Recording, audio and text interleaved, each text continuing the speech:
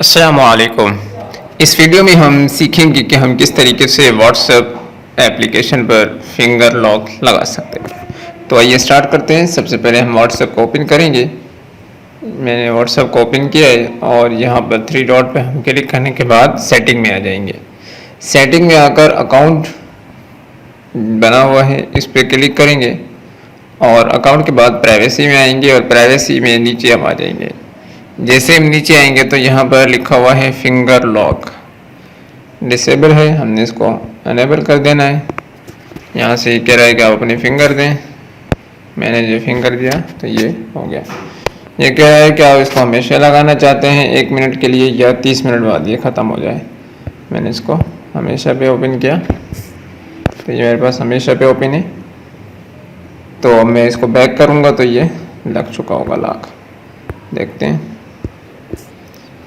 इसको हम ख़त्म कर देते हैं, दोबारा चेक करते हैं कि लॉक लगा है या नहीं। ये देखें लॉक लग चुका है। ठीक है, उम्मीद है कि आपको फिंगर लॉक लगाने का तरीका समझ में आ चुका होगा।